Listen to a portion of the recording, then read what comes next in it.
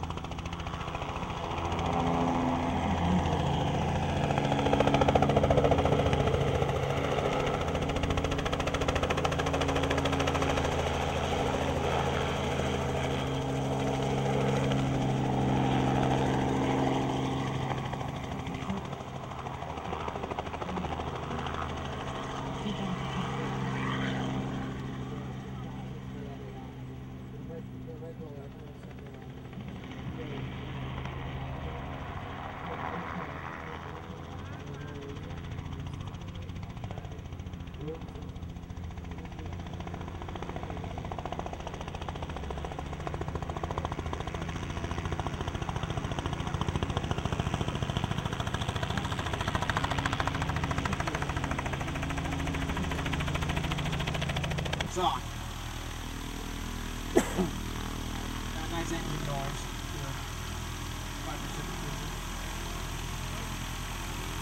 And most of these decorations in the aircraft are thermal paint yellow. That's the majority of them.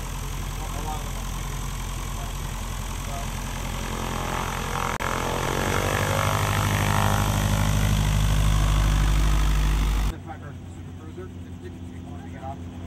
see if it passes. Notice how quickly it moves out. Most of the airplanes here, the straight wing airplanes, you'll see, that's usually the top speed, usually maybe less than that because Super Cub. High speed pass. Now listen to the noise on this airplane, it's quite unique. The Super Cruiser. Ooh, look at, he's coming low. This is low. This is probably the lowest pass I've ever seen.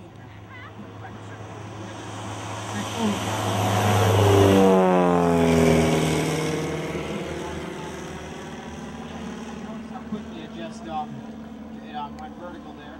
That's showcasing the maneuverability of this airplane. And I believe it might be flying again at tomorrow's show. This is probably one of the highlights to the show. It's a World War II era. It's a PT-17 Stearman. This is actually the U.S. Navy model. They call it the NS2. They used it for. They actually took this and used it off of like a aircraft carrier. And I believe it's got slight modifications to the engine. So it's got like electric charger or something. And this one looks like it has been restored quite recently. It's got like a nice new paint job and such. I think the engine's 220 horsepower. They used these in World War II to train pilots for the U.S. Army Air Corps. Used it. This was before they could.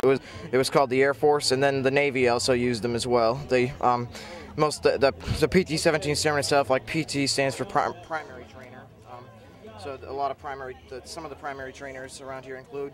Yeah, also more on the Stearman is that it was actually, the name Stearman comes from Stearman Corporations that built this airplane. However, Boeing bought the design and called it the Model 75 in I think the early 40s. However, the name Stearman just stuck with it really, and then when the military bought it, the U.S. Army Air Corps called it the PT-17, the Cadet. That's what it was like named, and then the Navy called it the NS2. Fairchild Aircraft Company's Model 22. Some people just call it the F-22.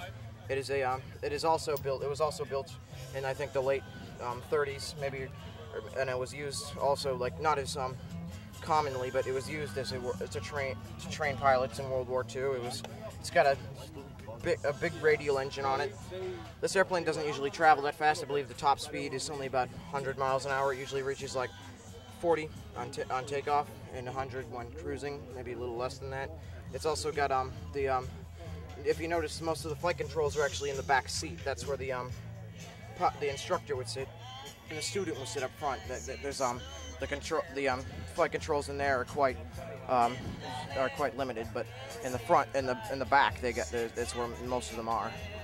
So that's where the instructor would sit, and then the student would sit up front, the flight student during World War II.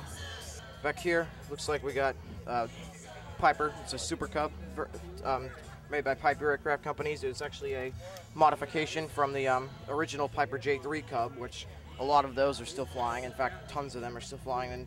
In Oshkosh, it's AirVenture, that's I think the biggest air show in the United States, is celebrating the 75th anniversary of the Piper J3 Cub, and I believe this also includes the Super Cub that we see here. If you notice, the tires on this airplane are just absolutely enormous. This is because they use this airplane to land on tundras and glaciers and stuff in Alaska. There's actually a fly-in in Anchorage, Alaska. They have takeoff and landing contests in these airplanes. And I think some of them take off and land in ridiculous lengths. I think some of them can get off the ground in 20 feet. We got a Cessna 170. This is one of the earlier models made by Cessna companies. Cessna is actually a major aircraft company. It builds everything from this early. They built the 150, the Cessna 160, then the 170 you see here, all the way leading up to the 172s, 180s, and so on. The ones they're still quite popular as a civilian-owned airplane. This one, I believe, was only purchased the owner only purchased it two months ago, so it's in good flyable condition. Nice. It's got a nice paint job to it. Yeah, this is another PT-17 Stearman up here. It's at the end of the war. Like I said earlier, at the end of the war, they fitted a lot of them with the 450 horsepower Pratt & Whitney engine. If you notice, it's got a much larger engine than the other Stearman that we see here.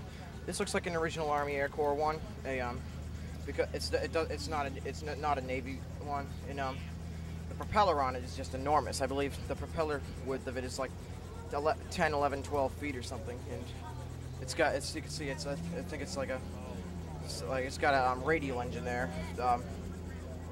It's got several cylinders in it.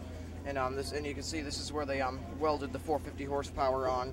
I believe this airplane originally had the 220 horsepower, and like the other Stearman and the Fairchild F-22, most of the flight controls are in the back, and that's where the instructor would sit, and the student would sit up front, where the flight controls are relatively limited. Yes, this is a experiment. This is a ultralight. Ultralight includes a wide variety of airplanes that are quite small. Like this one, you can see most of the wing and the tail, the rudders and the ailerons and everything is all fabric, and the only metal on it is the metal frame itself. Believe it or not, this airplane actually fits two, and this actually is a true airplane, even though it looks like a flying lawn chair. It is a true airplane. As you can see, the fuel tank right there. You can see the engine. They put the engine on the back. This airplane can't go that fast. It could probably maintain maybe 40, 50 miles an hour as a cruising speed. So it can't really fly that well in high winds. I don't think so.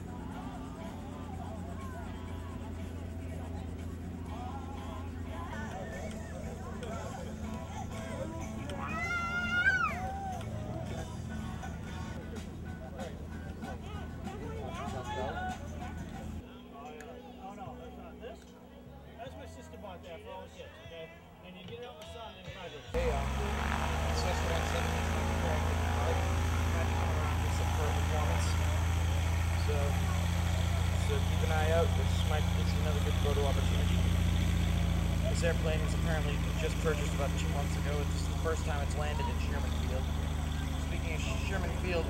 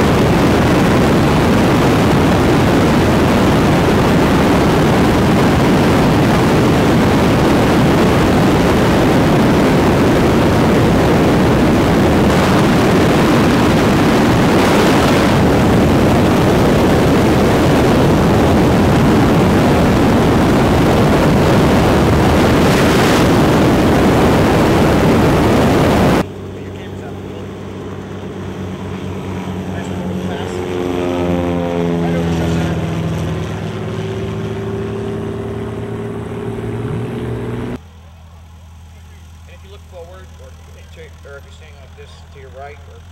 So we have the Cessna 170 coming right over us right now. It's going pretty fast. I hope it's going to be a nice high-speed pass. Looks like it's getting in line.